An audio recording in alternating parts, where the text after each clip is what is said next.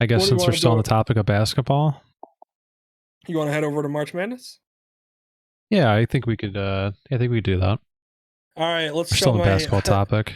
let's show my incredibly abysmal bracket at this point. A little bit. Okay, so obviously Gonzaga blowing out Norfolk. Nobody's surprised. I wasn't surprised because I had Gonzaga going to the Elite Eight, or Sweet 16, I should say, which they are. I thought Mizzou was going to upset Oklahoma. I was obviously wrong on that one. I also thought UVA was going to be there instead of Ohio. UVA let me. I should really stop. I really need to stop betting on UVA. I don't know what it is. They let me down every year. I try so hard to pick them, and then they shoot me right in the heart. It started a couple years ago when they lost to that 16 seed, and I had picked them to win the championship. It just from that each tournament before that and each tournament after that, I keep trying to pick them and I keep being wrong. And I just need to remember that for next year. So that way I can pick against them, which again, if they do get in the tournament, I guarantee they're going to win next year because I said that. But here we are. So Ohio, surprising win right there for them. Nobody surprised USC won against Drake. Kansas, nobody surprised winning that one either. So Oregon, that was a no contest. I thankfully I'd picked Oregon, so that worked out. I almost thought about VCU because VCU is always in it, but I thought Wait, Oregon was just too was this good the really anyways. screwy game where they tested positive for COVID, but too late for any other teams to fill in? Yeah, something like that. So it was like, all Ugh. right, that's it. We just got to call it. And I think Oregon was the better team in the end. So maybe I don't know if that helps anybody feel better about it, but I don't think it does. But I mean, in my opinion, but obviously you can see my opinion's not great in this category. But Iowa winning against GCU, not surprising. What is surprising is Iowa getting blown out by freaking Oregon. I told you Oregon was good just a couple seconds ago. Yeah, so them getting Oregon blowing them out was not fun to watch, and I was just like, all right, well, there's another team that goes down in my bracket. Had them going all the way to the Elite Eight. Shouldn't have had it. All right, go to the bottom section. I think this is a little bit better. Oh, that one game was just dead in the water. Okay, so that's Gold North one. No surprise there. I think they're probably now one of the best two teams available besides Gonzaga. LSU won, which I had picked. I just thought LSU was going to win. I feel like they're a more talented team than Bono, but then I go to Colorado, blowing out Georgetown. I thought Georgetown was going to ride the coattails of their Big East championship win, and I thought they were going to ride into March Madness with that like magic energy from winning that and going to there. And they got Patrick Ewing celebrating as the head coach, and everything's great. And then they just get blown. It's Wait, not even what? a He's the head game. coach? Yeah. Patrick Ewing's the head coach at Georgetown. Oh, okay. Nope, didn't know So that. yeah, and they did really well this year. They won the Big East. Like that's why they're in the tournament, is because they won the Big East championship. It's just they laid an egg against Colorado. I think they blew their load Wow. basically in the Big East championship because they did absolutely nothing against Colorado to inspire any confidence. Wow. Yeah, I mean, the only reason I got some of my picks right, like a 2 for 15, I got to look at actually what it was, but you were like, oh, like a 12 always upsets a 5. And I was like, okay. And I picked one of those. Or I don't remember which one it was, but I'll look it up. Yep, it's always a 12 upsets a 5, and that was my 12, and it just wasn't there. Yeah. Florida State, though, Florida State's a really sneaky, talented team. They always have a really just overall talented team. Also, their point guard is like 6'9" or something like that. So like when they go like small ball, they're like their small ball lineup is like point guard 6'9", shooting guard like 6'6", small forward like 6'8". Like it's just like it's not really small. Yeah, If that's they're not small. No, I mean it's called small ball because you put your small forward at power forward, and then you put a stretch four at center, and that's really making it small ball basically. But yeah, it's just I mean, like all of their guys are tall, so it's really kind of weird. But it does create a lot of matchup issues. So I tell you what, that game is going to be fun to watch. That Sculpt North with Florida State. That's going to be a fun game because Florida State is really talented, and I know that Sculpt North is better, but Florida State's really talented, and anything can happen, as you can see in this friggin' bracket. So, and then you Salty. go down, yeah. Then we just scroll down. I thought BYU. I see, and the funny part is I dissed Gonzaga, and I thought Gonzaga wasn't going to win the championship because I thought they weren't going to be. I thought they weren't as good, and I thought they weren't as good because I thought like one of their better wins was against BYU all year, and then I was like, BYU pretty good. I shouldn't have picked them. I don't know why. I literally argued against myself. I said BYU wasn't that good, and that's why Gonzaga beat them all year. And in the game, their bracket or their tournament, whatever it's called. Um, and they laid an egg again against UCLA, and I should have known. I should just. I don't know why I don't like.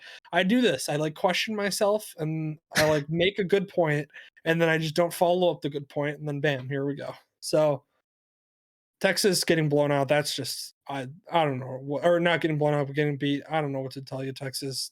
Get your shit Damn, I didn't straight. get to see that game. I didn't know it was that close.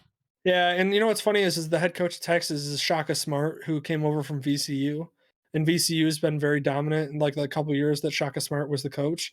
And then he went over to Texas, and people were super excited about it. And he's been in the tournament like 2 or 3 times since his coaching there for the last 4 or 5 years, and he's just never done anything.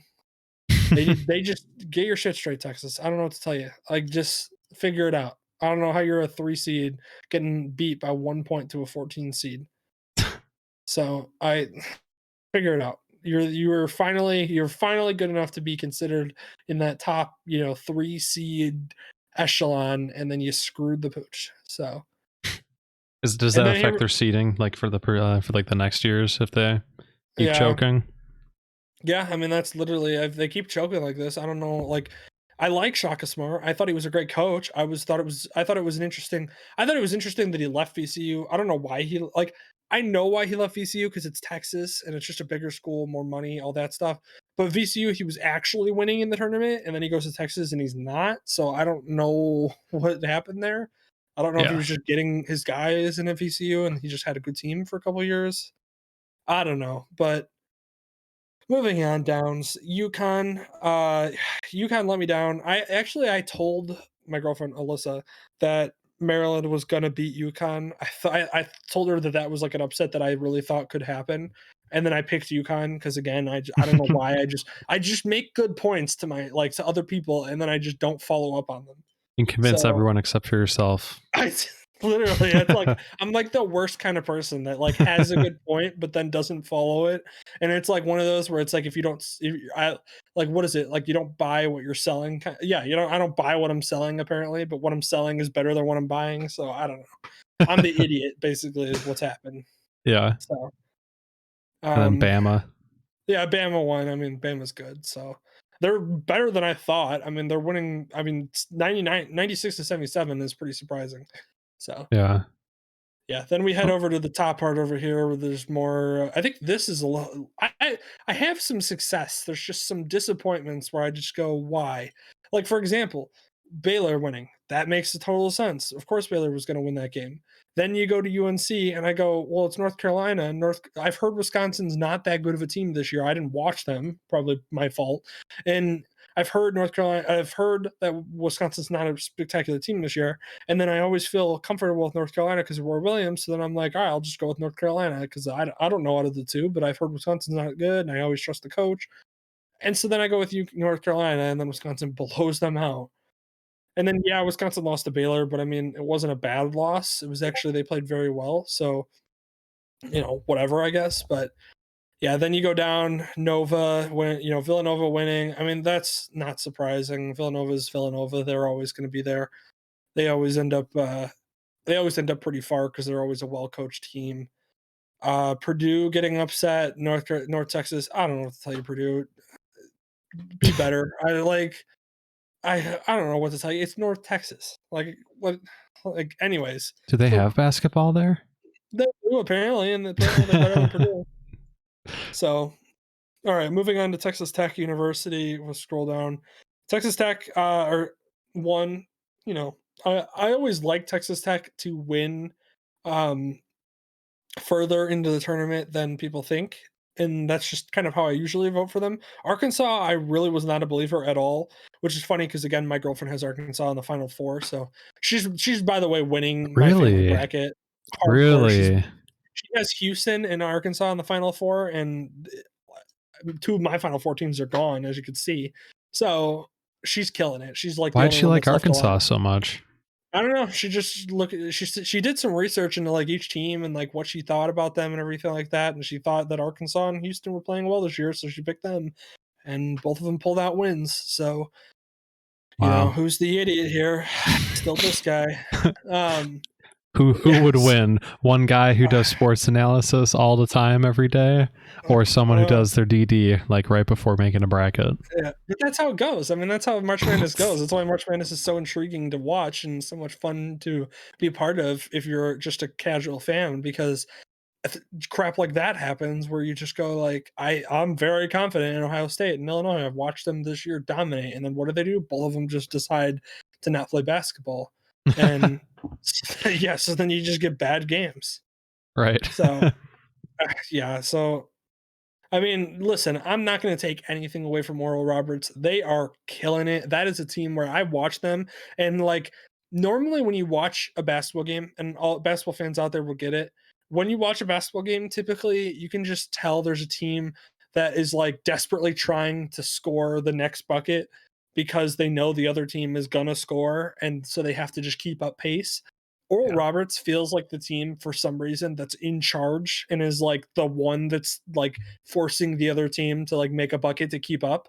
Yeah. And it's shocking. So they're playing really well. Honestly, I hope Oral Roberts continues going. Not because I just said that my girlfriend has Arkansas and I hope that they potentially lose, but also because I think it just would be fun to see a Cinderella team We like could Oral have had Roberts. We could have had Oral Roberts versus Colgate, but Oh my god, wasn't meant don't to get me be. started on the memes. That would have been incredible. I wouldn't even cared who won. I Nobody would have cared. Everybody would have been happy either way. Mhm. So, anyways, yeah, so then obviously the big one, Florida won, great. I knew they were going to. And then Ohio State was my team that I really thought should have been a 1 seed because I thought they were a 1 seed that basically just wasn't a 1 seed because they lost to Illinois in the Big Ten championship, and that's why. And they lost by like 2 points in overtime, so I was like, "Oh, Illinois is the best team in the nation." And then guess what? The team that lost by 2 points in overtime, probably the second best team in the nation. So I'm thinking Ohio State's that good. And then I'm also thinking wouldn't it be great to watch them rematch in the Final Four? It'd be fantastic. It'd be great TV. Yeah. Instead, now we get Ohio State just I don't see, and this is the sad part too, is this as an Ohio State fan, I just have to know that as much as I support the football team and I support the basketball team, I just have to know that the football team is going to surprise me more often than not, and the basketball team is going to let me down more often than not. That's just the way it goes. Even when Ohio State back in the day had Jared Solinger and Evan Turner and all these great players, and we just went far, but not far enough because we always underperformed. It was just that's Ohio State's entire thing. My favorite was I saw that meme with Winnie the Pooh where it shows him like just dressed normally and then him dressed in like a dapper suit, and it was like Ohio State, and it was him like dressed normally, and then it was like Ohio University, and it was him all dappered up, and I was like, I freaking hate that. I hate that Ohio is actually better than Ohio State at some point in something. Yeah, So, that's but awesome. yeah, I saw it and I was like, I listen, it's hilarious, but it also hurts me deep down in my soul because at this point, it's true. At this moment. All right, scroll down to my disappointing champion that let me down, let everybody down. They did so well against Drexel. They played to their potential. They played like they're supposed to play, and then they went to Loyola Chicago. And Loyola Chicago is always a well coached. They may not be the most talented team in the conference or in the thing, and they're not. They're definitely not the most talented team. But guess what? They have a lot of guys who make shots when it counts and know how to play defense. And they all are coached very well, making very few mistakes. And Illinois, to me, this entire game, just looked not coached well. Like they all just looked confused. Like nothing was running smoothly. All of them seemed like kind of sluggish, and I don't even know why that was the case. Because I mean, they destroyed Drexel, so it's not like you're coming off of a hard fought victory.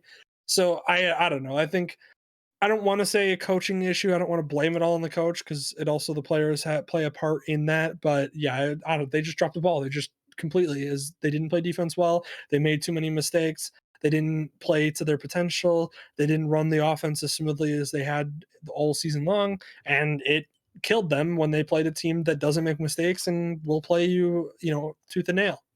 So, but Yeah. I mean, good for Loyola Chicago. I'm disappointed, and I hope that they lose the next game so that way they don't get to go any further because they beat my champion. But if they do go further, I'm not going to be that upset because they're an 8 seed and a good story, so that's fine.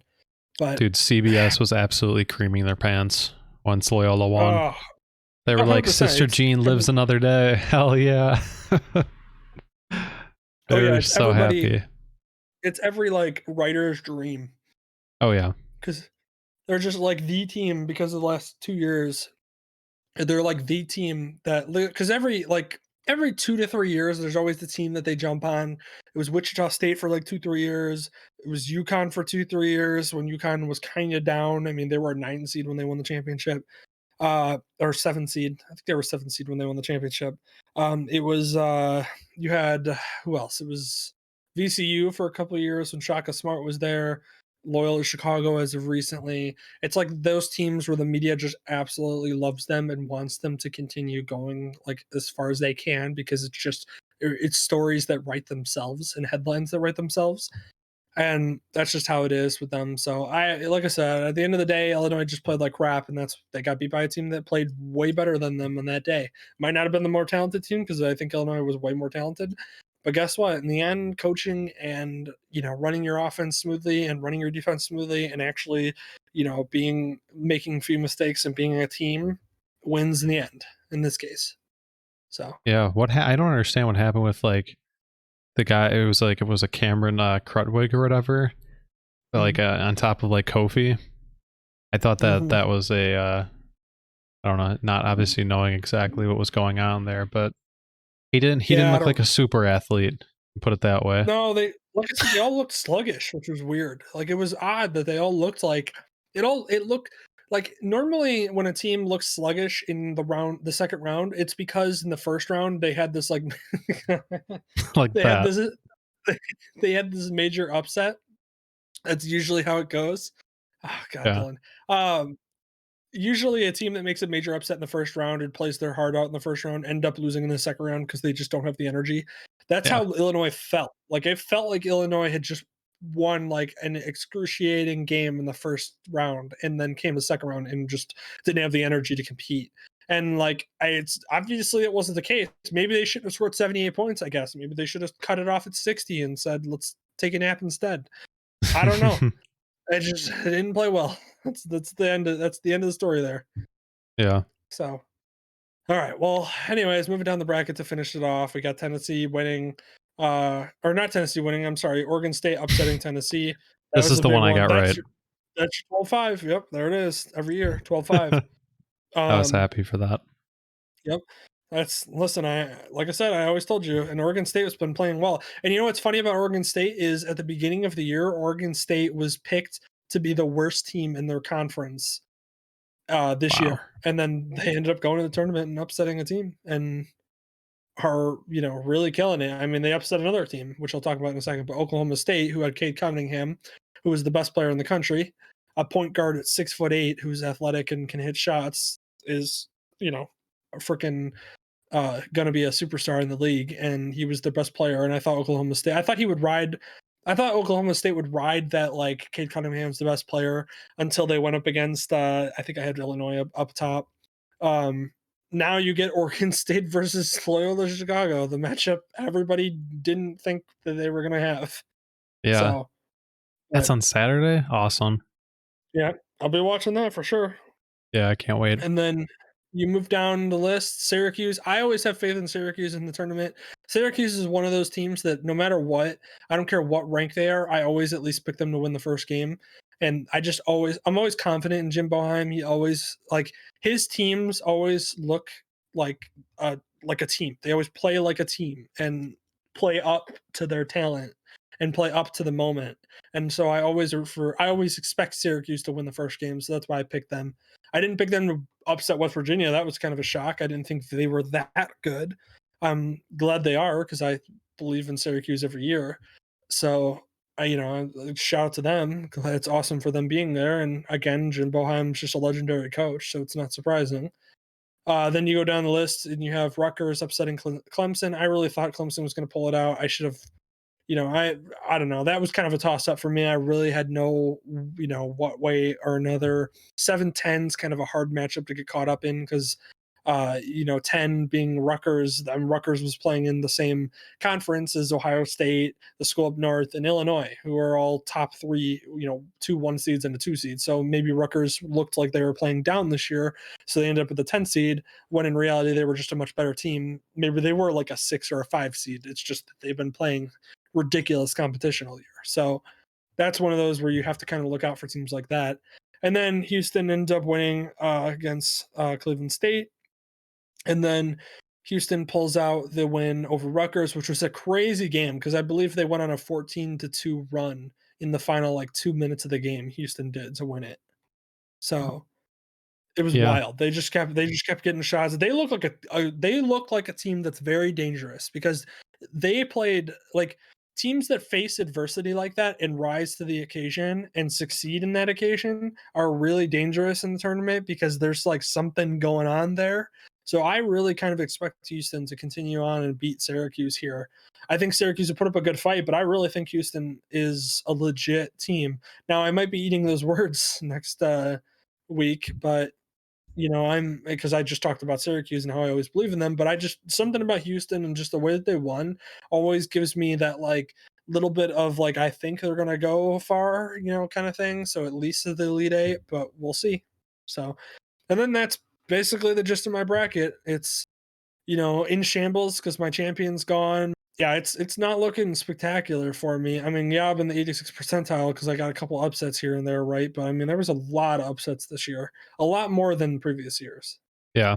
I mean, gotta be because of, COVID stuff, right? At least a part of it. Well, I think part of it's that, and I think part of it's the fact that you didn't really get to see because of COVID and everything like that. And I don't think certain teams could play other teams, and they had to build the schedules to where they didn't have to play too many games out of conference, if any, if I remember correctly. So that also plays a factor into it because you're not playing competition from other conferences. And so it's almost like you're just beating each other up until you get to the tournament. So it's that plays a factor into it because you really don't, like I said, with Rutgers. I mean, Rutgers being a 10 seed, upsetting Clemson, maybe Rutgers was just a better team. Like I said, it's just that they were in a conference with that school up north, Ohio State and Illinois. It's just that's the way that sometimes it plays out. And in this year in particular, where we aren't able to see them go against other talent in the country, Rutgers ends up being a 10 seed and should have probably been ranked higher. And you see that win the game against Clemson. Yeah, as that casual person, it's been fun to watch because almost every day it was pretty much like, oh boy, let's watch this upset and see what happens. Yeah, I like that. It's been a lot of fun to watch. As much as I like winning, I also enjoy watching good games, and there's been a lot of them this year. So at the end of the day, I can really not be upset about some of the upsets that have happened suited to there, because of the overall just excitement and entertainment that I'm getting from the whole tournament. Yeah. Did you pretty much watch almost every game? Yeah, I tried to as much as possible. I tried to I would flip over from one to the other. It was almost for the first round in first and second round, especially the first round. It was a lot of I'm watching the last 6 minutes of this game, then this next game has 6 minutes left, so then I watch that last 6 minutes, and then it just it's a continuous stream all the way through. Yeah. It's kind of fun. It's kind of fun to feel a part of something with sports being live. Oh, yeah, 100%, 100%, and especially being a part of, like I said earlier in the last podcast, being a part of a bracket where you can compete with your friends and stuff like that, but you don't have to be in the same room or in close contact, and you can kind of talk about it and you communicate about what's happening and all these upsets and everything, and be a part of that news streamline that's coming through Twitter and everything, and just a part of the immediate excitement when an upset happens. It's a lot of fun. And honestly, from a viewer experience, I know obviously a player experience it's going to be a lot different, but from a viewer experience of the tournament, it doesn't feel that much different without fans. Yeah, there's not the crowd noise, but it really didn't feel that different. The moments in the games at the end of the games didn't feel different than they used to.